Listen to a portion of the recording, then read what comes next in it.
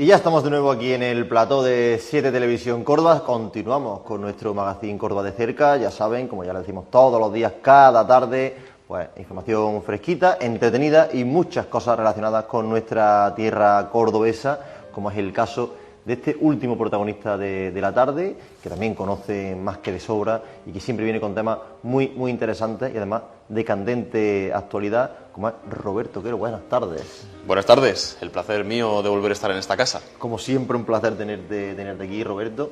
Antes de ir con el tema que nos va a ocupar hoy, vamos a hablar del Líbano, un país que la gente lo más o menos lo sitúa, el nombre suena porque resuena mucho en las noticias, en la actualidad, pero se conoce muy poco. Y hoy vamos a hablar un poquito sobre este país de Oriente Próximo, pero antes quiero que me cuentes cómo fue esa última charla sobre el Líbano, precisamente del día 21. Pues la verdad es que fue un éxito. Primero, dar gracias a todos los que asistieron allí, a la organización del evento también, a la Biblioteca Viva de Al-Ándalus, que es donde se hizo, y abordamos el tema del Líbano, efectivamente, como hemos abordado otros países, pero desde un enfoque en el que yo pretendía que la gente, al acabar la conferencia, pues se diera cuenta de que el Líbano es un país muy diferente a los otros países árabes. Y la verdad es que yo creo que la gente salió con aquella idea, porque además, sinceramente, fue una de las conferencias más rápidas, duró apenas una hora, pero tuvimos después más de media hora de coloquio. Y la gente no para de preguntar y hubo ya que cortar, porque parece ser que interesó mucho este tema del Líbano y de la perla de Oriente, que es como se le ha denominado, la Suiza de Oriente. Porque además, y bueno, eso para ti, en una charla, pues te parecerá genial, ¿no?, que media hora de coloquio con el público significa que el tema interesa, que lo que has contado interesa y que la gente además quiere saber un poquito más, quiere profundizar en el tema del Líbano, que bueno, fue el caso, ¿no? Efectivamente, fue así y es, como dices, muy reconfortante, habiendo dado yo la conferencia, porque al fin y al cabo lo que yo pretendo es llevar un mensaje o llevar una especie de visión de estos países que yo he visitado. Y si la gente pregunta y si la gente quiere indagar, significa que les ha parecido poco, lo cual me reconforta, porque seguramente cuando lleguen a sus casas se pondrán a investigar, qué es lo que yo pretendo, que esos mundos tan distintos al nuestro y al mismo tiempo tan parecidos se descubran, no queden como cosas del pasado o cosas que dan miedo, el asunto bélico, por ejemplo, el asunto de la crisis económica, la amenaza, sino como algo que es la base de nuestra historia. Ahora antes de ir con la historia del Líbano y conocer un poquito el país, también enseñará esto que tienes encima de la mesa, que le haremos un planito corto para que la gente pues, pueda verlo más de cerquita. Quiero que nos cuentes, Roberto, cómo está la situación en el Líbano ahora mismo, porque ese conflicto en Oriente Medio pues se sigue extendiendo, ¿no?, entre Israel y Palestina y ha llegado ya a este país oriental. Efectivamente, actualmente, quiero decir que yo estuve en Líbano hace poco, estuve en Líbano este verano pasado y volví a España 19 días aproximadamente antes de que empezara la guerra última de Hezbollah contra Israel, Israel contra Hezbollah, contra el sur del Líbano. Efectivamente, vine muy poco antes, por lo tanto yo respiré todo el ambiente previo a aquella guerra. Actualmente no hay guerra, actualmente no hay enfrentamientos generalizados en el país, si bien siempre los hay en el sur del Líbano, que ahora diremos por qué, simplemente porque es una mayoría chií la que hay en el sur, es decir, de las milicias de Hezbollah, el cual es el enemigo de Israel. Por lo tanto, siempre hay bombardeos selectivos, siempre hay ataques contra el sur del Líbano. Pero francamente, yo creo que es un momento bueno, podríamos decir, para visitar el Líbano en cuanto a la sociedad. Uno no va a tener mayores problemas que los que siempre ha habido en la zona fronteriza, pero sin embargo, en cuanto a la economía, es un momento duro, sobre todo para los libaneses, porque mientras que tienen sueldos de países en vías de desarrollo, tienen precios similares a los de Dubái. Entonces, si es caro para mí como español vivir en Líbano o estar en Líbano, imagínense para un libanés, es algo criminal. Y además esto se une a una gran crisis económica que se desató hace 6 años, cuando todos los libaneses vieron que en sus bancos no había dinero, que no sabemos quién, ni cómo, ni cuándo se había llevado todo el dinero de todas las personas, todos los ahorros de toda la vida, y habían desaparecido. Y a partir de ese día empezaron otra vez a poder ahorrar. Y la gente vive al día precisamente por eso. Eso es una cosa increíble, que eso puede llegar a pasar en un país pues, con un cierto desarrollo, como el caso del Líbano, que en su momento, hace ya unos 40, 30 años, era uno de los países más desarrollados y más ricos de esa parte del mundo. Ahora, Roberto, para que la gente tenga una imagen del Líbano, ya sabemos situación actual, cómo respira ahora mismo el país actualmente. Ahora que ha muerto también el Papa, candente actualidad, Papa Francisco, allí en el Líbano se ha notado mucho porque es que es el único país de esa zona que tiene un presidente católico. Efectivamente, de hecho, de acuerdo con los acuerdos, valga la redundancia, de Taif, que en fin fueron una especie de solución a la guerra civil libanesa, obligatoriamente el jefe del Estado, lo que para nosotros es el rey, que allí no hay rey porque es una república, debe ser cristiano, debe ser cristiano. Sin embargo, el primer ministro debe ser un musulmán suní, por fuerza, y el presidente del parlamento debe ser un musulmán chií, porque al mismo tiempo que el Líbano es un país de la superficie, podríamos decir aproximadamente de la provincia española de Soria, es decir, es muy pequeño, hay 18 confesiones religiosas diferentes dentro, y cualquier desequilibrio en cualquiera de ellas puede desatar una guerra civil en la que se maten, por ejemplo, cristianos y musulmanes, como pasó en la guerra civil libanesa. Por lo tanto, los acuerdos de Taif lo que hicieron fue regular milimétricamente este equilibrio frágil y, por tanto, actualmente, efectivamente, el jefe del Estado es un cristiano, lo han elegido hace muy poco tiempo y, bueno, pues, efectivamente, se ha sentido mucho la muerte del Papa allí porque, además, es un país, curioso, árabe, de mayoría, podríamos decir, cristiana.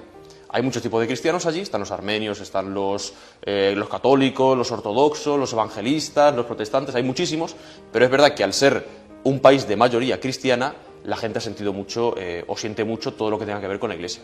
Para que la gente no piense que esto del catolicismo se queda solo en el mundo occidental. Efectivamente. También llega a Oriente y hay países, como ya hemos hablado en otras ocasiones, que tienen pues, mucha población cristiana, incluso católica, por esa parte del mundo. Ahora que vas a enseñar eso, Roberto, vamos a hablar un poquito también de este país, porque si hablamos fuera de cámara antes de la entrevista que el hombre, por así decirlo, el ser humano nace cuerno de África, cerca de Somalia, y luego ya extiende y remonta el río Nilo hasta que llega a esta zona del Líbano, Irak, Irán, y es que tenemos en el Líbano a ciudades de las más antiguas del mundo como Tiro o Biblos.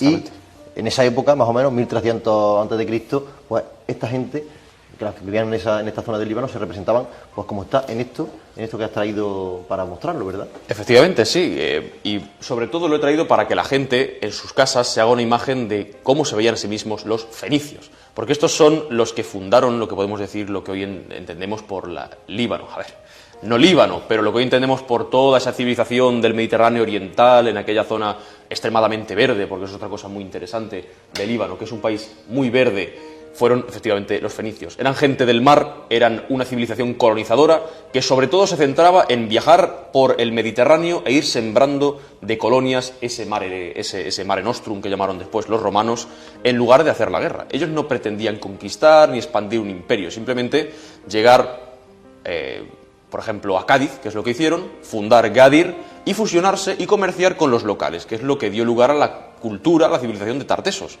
Y eso pasó en muchísimos lugares del Mediterráneo.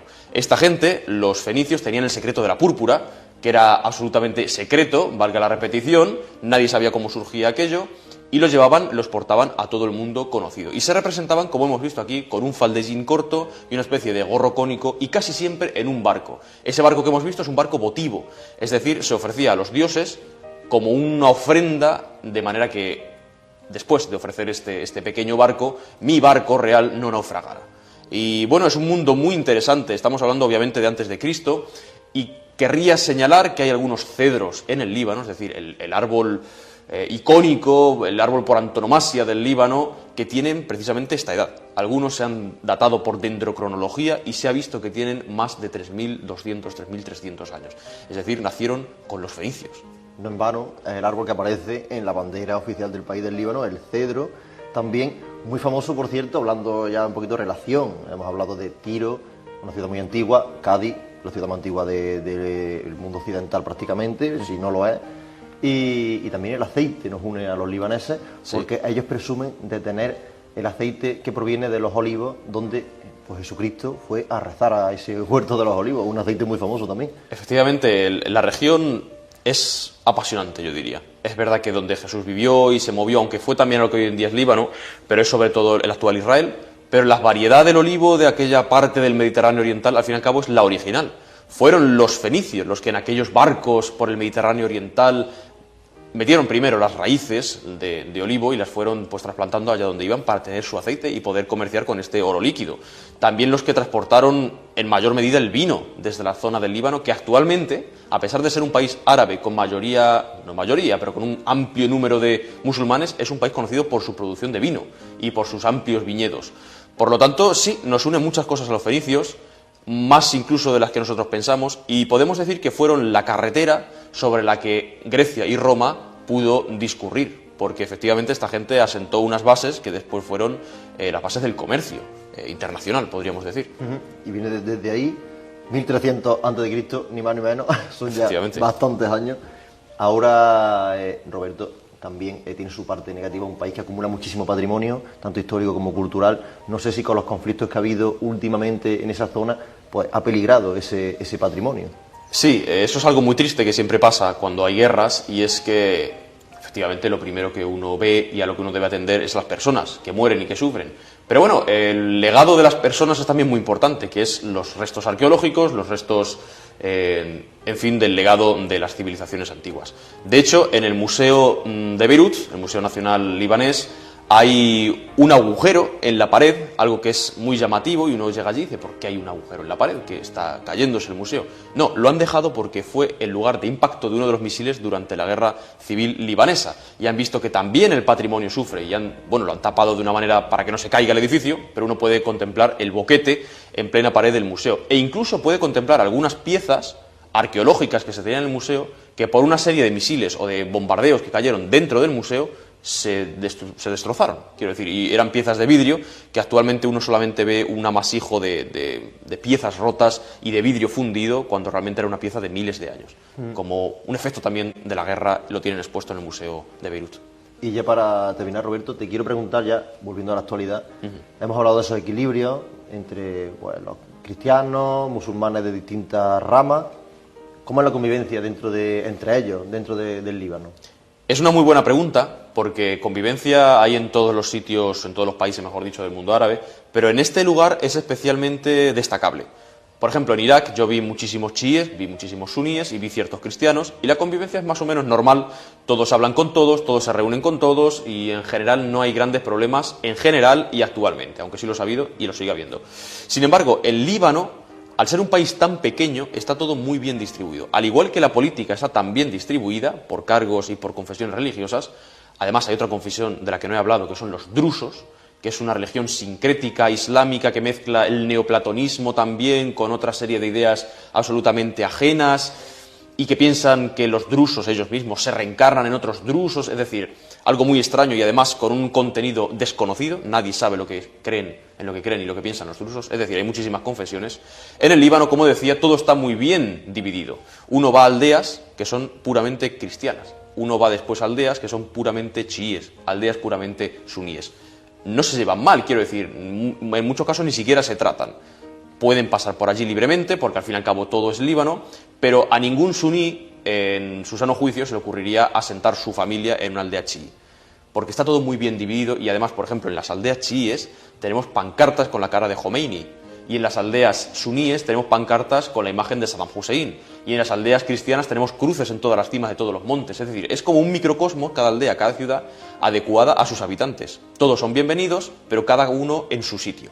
Es la impresión que a mí me dio en el Líbano, de tal manera que un cristiano de una aldea cristiana puede pasar toda su vida, si no sale de su entorno, sin escuchar el adán, la llamada a la oración. O un musulmán, si no se mueve de su entorno musulmán, puede pasar toda su vida sin escuchar el repicar de las campanas en el Líbano, un país de mayoría cristiana. Todo muy bien dividido, diría yo. Pues, Roberto, siempre nos encanta hablar contigo para que nos ilustres sobre esa parte del mundo que tanto interesa y tan desconocida ya en esta parte del mundo, que la nuestra, ¿no? En Andalucía. Y nos une muchas cosas con esa gente. Y viene bien también, pues bueno, para tender lazos y ver que tenemos mucha relación con ellos. Y oye, pues también mostrar apoyo a gente que allí, pues evidentemente, esa parte del mundo ahora mismo está muy en conflicto, y ojalá pues la cosa vaya mejorando. Roberto, un placer, como siempre. Te esperamos de vuelta cuando tú quieras, estas puertas están abiertas para ti, siempre que te apetezca venir. El placer es mío, y gracias por contar conmigo, y encantado de venir a transmitir lo que vivo en mis viajes. Un placer, Roberto. Nosotros ya tenemos que despedirnos, ya han visto, terminamos con una charla muy, muy interesante. Hoy el programa ha sido muy, muy entretenido, hemos tenido de todo y hemos terminado pues conociendo un poquito de dónde venimos, y pues un país que, aunque esté en la distancia, ya ven que nos unen muchísimas cosas con el Líbano. Nosotros volveremos mañana con nuestro magazine, con nuestro Córdoba de cerca, volvemos a la misma hora, así que ya saben, les emplazamos a que se sienten en su sillón, se pongan cómodos a una hora perfecta de la tarde para disfrutar con nosotros de más actualidad y más protagonistas de nuestra tierra cordobesa. Muchísimas gracias por acompañarnos una tarde más, y mañana nos vemos.